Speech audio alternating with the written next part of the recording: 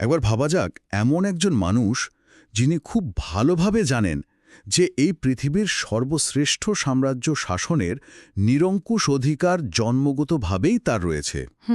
অথচ তিনি ঠিক করলেন এমন একজনের হয়ে যুদ্ধক্ষেত্রে প্রাণ দেবেন যে কিনা সেই সাম্রাজ্য তার ভাইদের কাছ থেকেই চুরি করেছে। শুনতে বেশ অদ্ভুত লাগে, তাই না? একদম। আজকের এই গভীর অনুসন্ধানে বা ডিপ ডাইভে আমরা শুধু উড়ন্ত তীর বা ঐশ্বরিক রথের কোনো পৌরাণিক যুদ্ধের গল্প নিয়ে কথা বলবো না। রাইট। আমাদের কাছে Karna the son of the মহাভারতার উপর ভিত্তি করে চমৎকার কিছু উৎস এসেছে, আর সেই পাতাগুলো ঘাঁটতে ঘাঁটতে আমরা পৌরাণিক কাহিনীর খোলস ছাড়িয়ে সম্পূর্ণ ভিন্ন একটা মনস্তাত্ত্বিক দিকের সন্ধান পেয়েছি। হ্যাঁ, আর এই মনস্তাত্ত্বিক দিকটাই কিন্তু সবচেয়ে বেশি চমকে দেওয়ার মতো। ঠিক। আমাদের আজকের এই আলোচনার মূল লক্ষ্য হল সেই চরম মনস্তাত্ত্বিক টানাপোড়েনকে বিশ্লেষণ করা।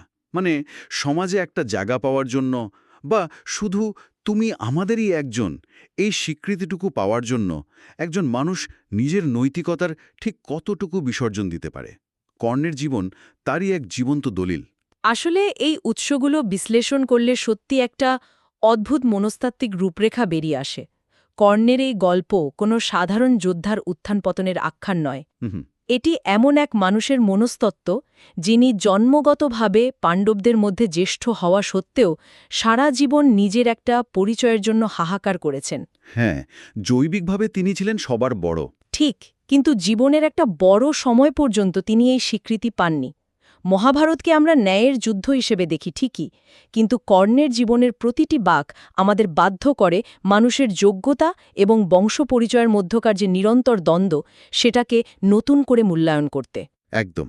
কিভাবে প্রত্যাখ্যান, সম্মান, অহংকার আর আত্মত্যাগ একটা মানুষের সম্পূর্ণ মানসিকতাকে গড়ে তোলে, এখানে সেটাই সবচেয়ে বড় শিক্ষণীয় বিষয়। রাইট। তো এই মনস্তাত্ত্বিক গঠনের একেবারে গোড়ার কথায় যাওয়া যাক। হ্যাঁ, সূর্যদেবের আশীর্বাদে কুমারী কুন্তির গর্ভে কর্ণের জন্ম।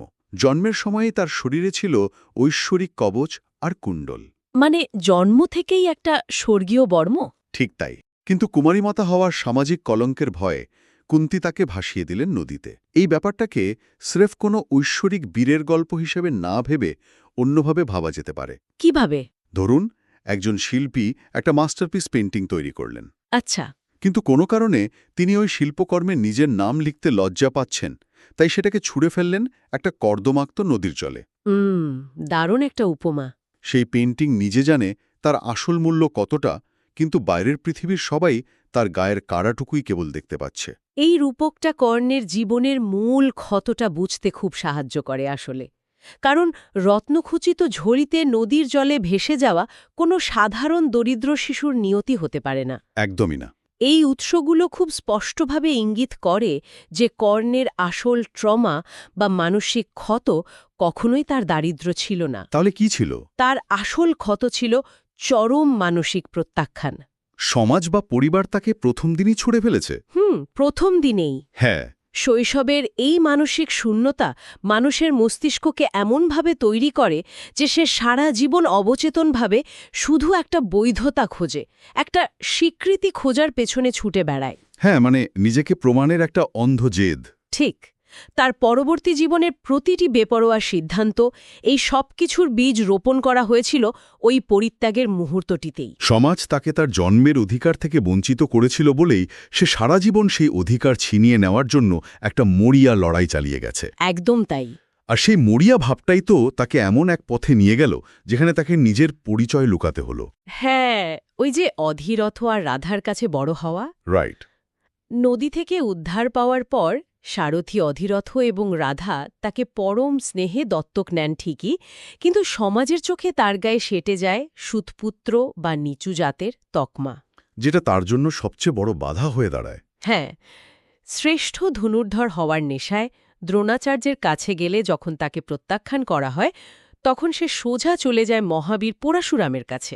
এবং সেখানে গিয়ে সে নিজেকে ব্রাহ্মণ বলে মিথ্যে পরিচয় দেয়। ঠিক, কারণ পরশুরাম কেবল ব্রাহ্মণদেরই শিক্ষা দিতেন, আর সেখানেই সেই বিখ্যাত ঘটনাটি ঘটে। ওই বিষাক্ত কীটের কামড়ের ঘটনাটা। হ্যাঁ, পরশুরাম কর্ণের কোলে মাথা রেখে ঘুমাচ্ছেন, আর তখন একটি বিষাক্ত কীট কর্ণের উরুতে কামড় দেয়। বাপরে, ভাবলেই কেমন শিওরে উঠতে হয়। গুরুর ঘুম ভেঙে যাবে ভেবে কর্ণ সেই অসহ্য যন্ত্রণা মুখ বুজে সহ্য করেন।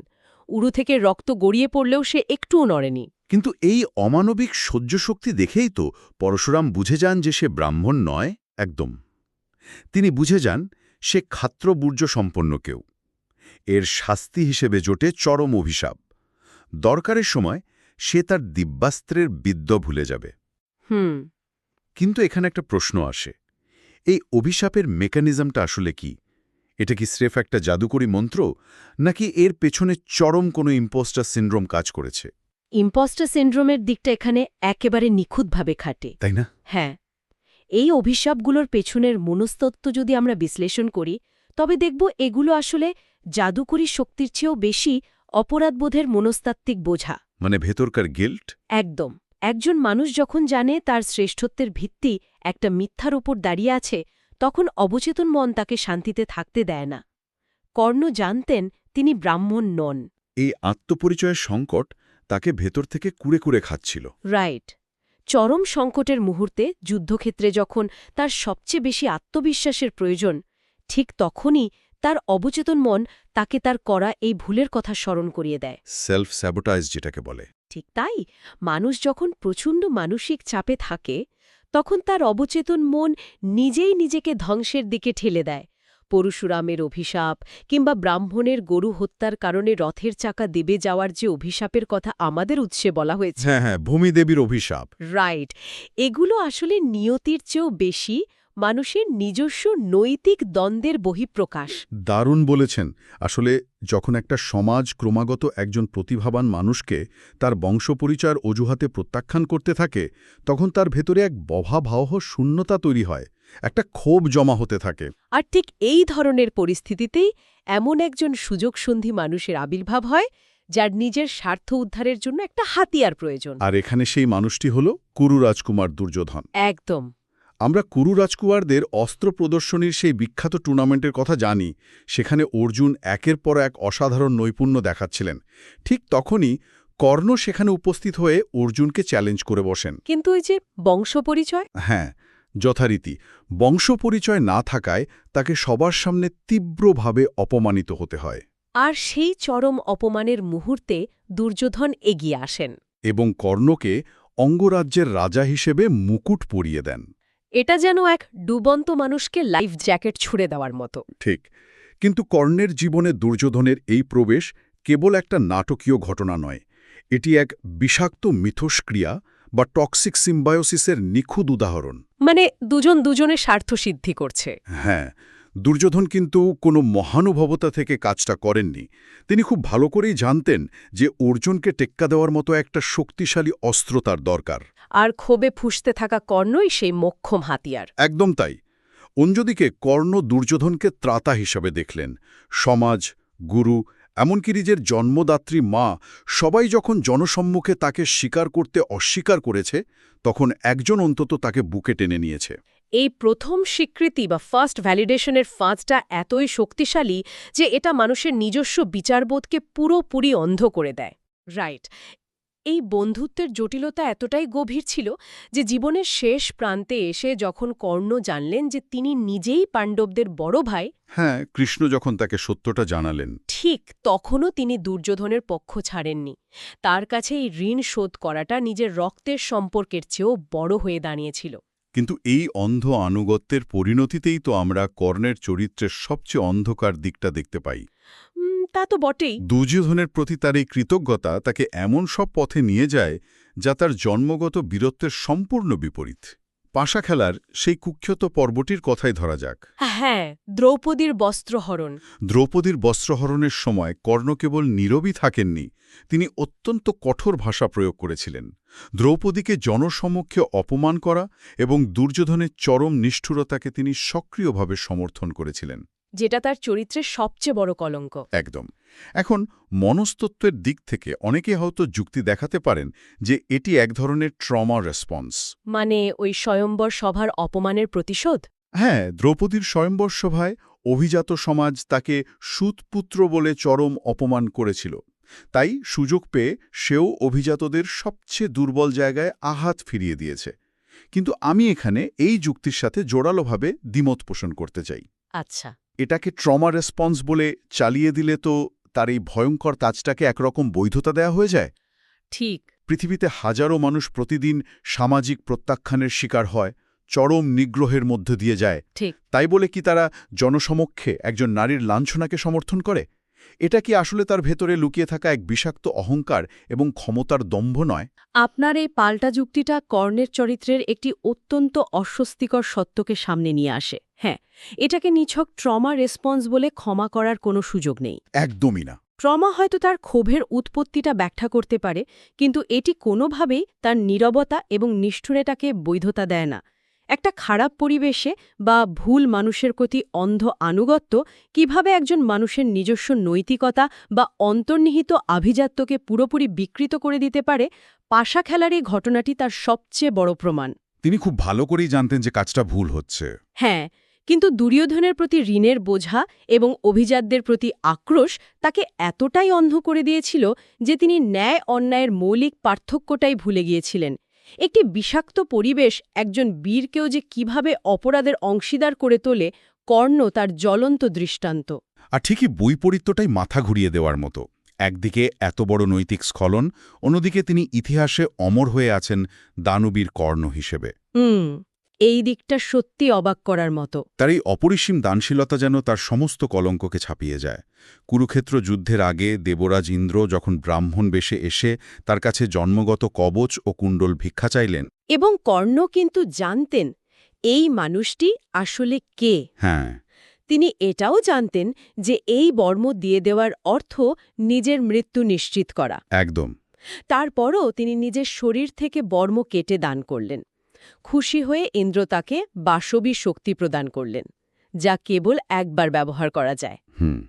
এই চরম দানশীলতার পেছনের মেকানিজমটা আসলে কি? নিজের মৃত্যুর পরোয়ানা জেনেও কেউ কিভাবে এমন দান করতে পারে? এটা কি কেবলই সম্মানের প্রতি দায়বদ্ধতা, নাকি এর মধ্যে একটা মনস্তাত্ত্বিক ক্ষমতার খেলা বা পাওয়ার ডাইনামিক লুকিয়ে আছে? ক্ষমতার খেলার এই তত্ত্বটা অসাধারণ এবং এটি কর্ণের চরিত্রকে বোঝার জন্য ভীষণ জরুরি। কিভাবে? সারা জীবন সমাজ কর্ণকে বলে এসেছে, তুমি নিচু জাতের, তুমি প্রান্তিক, আমরা দয়া করে যা দেব তোমাকে সেটাই মাথা পেতে নিতে হবে। সারা জীবন সে এটাই শুনে এসেছে। রাইট। নিজের এই প্রান্তিক অবস্থান থেকে বেরিয়ে আসার জন্য তিনি একটা চরম মনস্তাত্ত্বিক রাস্তা বেছে নিলেন। তিনি হয়ে উঠলেন পৃথিবীর সর্বশ্রেষ্ঠ দাতা। বাহ! চরম ত্যাগের মাধ্যমে তিনি ক্ষমতার এই সমীকরণটাকে পুরোপুরি উল্টে দিলেন। একটু ভেবে দেখুন, তিনি স্বর্গের রাজাকে বাধ্য করলেন তার দরজায় একজন ভিখারির মতো এসে হাত পাততে। ও ওয়াও! দেবরাজকে ভিখারি বানিয়ে দেওয়া অভাবনীয় একটা চিন্তা। হ্যাঁ, তিনি বোঝাতে চাইলেন যে দেবতারা হয়তো প্রতারণা করতে পারেন, কিন্তু মানব সন্তান হিসেবে তিনি তার দানের ধর্ম থেকে বিচ্যুত হবেন না। নিজের জীবনের বিনিময়ে তিনি ইতিহাসে এমন একটা স্থায়ী বৈধতা কিনে নিলেন যা কেউ কোনোদিন তার কাছ থেকে কেড়ে নিতে পারবে না। একদম।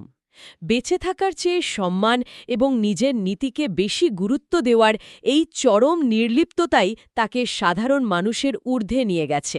আর এই বর্মহীন এবং অভিশপ্ত অবস্থায় কর্ণ অবশেষে কুরুক্ষেত্রের সেই চূড়ান্ত যুদ্ধের ময়দানে এসে দাঁড়ালেন। এখানে আমরা স্বাধীন ইচ্ছা আর নিয়তির এক অদ্ভুত লড়াই দেখতে পাই। হ্যাঁ, ভীষ্মের পতনের পর তিনি যুদ্ধে প্রবেশ করেন। ঠিক। যুদ্ধের এক পর্যায়ে ভীমের রাক্ষস পুত্র ঘটোৎকচ কৌরব শিবিরে ব্যাপক ধ্বংসলীলা চালাতে শুরু করে। আর তখন কৌরবদের বাঁচাতে বাধ্য হয়ে কর্ণ অর্জুনের জন্য সযত্নে বাঁচিয়ে রাখা সেই বাসবী শক্তি ঘটোৎকচের ওপর প্রয়োগ করেন। অর্জুন নিরাপদ হওয়ায় ভগবান কৃষ্ণ স্বস্তির নিঃশ্বাস ফেলেন। এটা যেন দাবার ছপে এক চরম আত্মঘাতী চাল। যেখানে রাজাকে বাঁচাতে গিয়ে, হ্যাঁ, মানে দুর্যোধন বা কৌরব সৈন্যকে বাঁচাতে গিয়ে নিজের সবচেয়ে শক্তিশালী মন্ত্রীকে সেধে বিসর্জন দিতে হল। যদিও খেলোয়াড় খুব ভালো করেই জানে এর অর্থ নিজের নিশ্চিত পরাজয় এবং মৃত্যু। একদম ঠিক। কর্ণের এই চূড়ান্ত সিদ্ধান্তগুলো নিয়তি এবং ব্যক্তিগত নৈতিকতার মধ্যে এক নিরন্তর সংগ্রামকে ফুটিয়ে তোলে। ঘটোৎকচকে মারার জন্য বাসবী শক্তি ব্যবহার করাটা তার জন্য এক বিশাল আত্মত্যাগ ছিল। তিনি জানতেন এই অস্ত্র হাতছাড়া হওয়া মানে অর্জুনের বিরুদ্ধে তার সবচেয়ে বড় সুরক্ষা বলয় ভেঙে পড়া। কিন্তু সেই চরম সংকটের মুহূর্তে তার চোখের সামনে তার মিত্র দুর্যোধনের সেনাবাহিনী ধ্বংস হচ্ছিল। হ্যাঁ, নিয়তি তাকে এমন এক কোণঠাসা পরিস্থিতিতে ফেলে দিল যেখানে তাকে নিজের ভবিষ্যতের কথা না ভেবে মিত্রের বর্তমান সংকট মোচন করতে হল। মানে পরিস্থিতি তাকে বাধ্য করল। রাইট। এখানে আমরা দেখতে পাই মানুষ যতই যোগ্য হোক না কেন, পরিস্থিতি আর অতীত কর্মের ফল কিভাবে তাকে এমন সব সিদ্ধান্ত নিতে বাধ্য করে যা তার নিজের ধ্বংস ডেকে আনে। আমাদের উৎসগুলোর এই পুরো বিশ্লেষণটা এক জায়গায় আনলে একটা বিষয় খুব পরিষ্কার হয়ে ওঠে। কোনটা? জন্ম পরিচয় কখনোই একজন মানুষের যোগ্যতার মাপকাঠি হতে পারে না। সমাজ তাকে সারা জীবন যা দিতে অস্বীকার করেছে, তিনি নিজের অদম্য জেদ, যোগ্যতা এবং অপরিসীম সাহসের মাধ্যমে তা অর্জন করেছেন। একদম। কিন্তু একই সাথে কর্ণের এই পতন আমাদের এক চরম সতর্কবার্তাও দেয়। ভুল মানুষের প্রতি আনুগত্য, তা সে যতই কৃতজ্ঞতা থেকে আসুক না কেন, শেষ পর্যন্ত তার ধ্বংসই ডেকে আনে। ঠিক তাই। দুর্যোধনের প্রতি তার ঋণ হয়তো সত্যি ছিল, কিন্তু সেই ঋণের দায়ে অন্ধ হয়ে দ্রৌপদীর অপমানে সায় দেওয়া বা অন্যায় যুদ্ধে অংশ নেওয়া তার নৈতিক পতনের মূল কারণ। তথ্যের এই যুগে এবং আমাদের বর্তমান সময়ের জটিল সামাজিক সমীকরণে কর্ণের জীবনের এই সংকটগুলো অত্যন্ত বাস্তব এবং প্রাসঙ্গিক। হ্যাঁ, আজও এসব দেখা যায়। স্বীকৃতি না পাওয়ার যে মানসিক যন্ত্রণা, কর্মক্ষেত্রে বা ব্যক্তিগত জীবনে ভুল মানুষের প্রতি দায়বদ্ধতা এবং নিজের মূল্যবোধের সাথে আপোস করার যে টানাপোড়েন, এগুলো কেবল মহাভারতের যুগের সমস্যা নয়। এগুলো আধুনিক মানুষেরও দৈনন্দিন জীবনের লড়াই। একদম। আমরা প্রতিনিয়তই এমন পরিস্থিতির সম্মুখীন হই যেখানে আমাদের বেছে নিতে হয় আমরা কি বৃহত্তর ন্যায়ের পথে হাঁটব, নাকি যে আমাদের প্রথম স্বীকৃতি দিয়েছিল তার অন্ধ অনুগত হয়ে থাকব। জীবনের এই জটিল সমীকরণগুলো সত্যি কর্ণের চরিত্রকে এতটা জীবন্ত এবং প্রাসঙ্গিক করে রেখেছে। হুম। আজকের এই গভীর আলোচনার একেবারে শেষে এসে মূল কাহিনীর বাইরে একটা নতুন চিন্তার বীজ বপন করা যাক। আচ্ছা, বলুন। আমরা তো এতক্ষণ কর্ণের নিয়তি আর তার মনস্তত্ত্ব নিয়ে অনেক বিশ্লেষণ করলাম, কিন্তু একবার ভেবে দেখুন তো, কর্ণ কি শুরু থেকে অবচেতনভাবে তার এই ট্র্যাজিক পরিণতিকে মেনে নিয়েছিলেন? কারণ তিনি হয়তো নিজের অন্তরে জানতেন, একজন নিখুঁত, দাগহীন এবং সাধারণ ভালো মানুষের চেয়ে ভুল ত্রুটি থাকা একজন চরম দানশীল, বঞ্চিত এবং আত্মত্যাগী যোদ্ধাকেই পৃথিবী অনন্তকাল ধরে বেশি মনে রাখবে। দারুণ একটা ভাবনা। মহাকাব্যের পাতায় হয়তো নিখুঁত চরিত্ররা পূজা পায়, কিন্তু যুগে যুগে মানুষের হৃদয়ে সবচেয়ে বেশি জায়গা করে নেয় সেই মানুষটি, যে শত অবিচার এবং নিজের স্খলনের পরও নিজের মতো করে আলো ছড়ানোর চেষ্টা করে। এই প্রশ্নটি হয়তো অনন্তকাল ধরে মানুষের মনকে ভাবিয়ে তুলবে।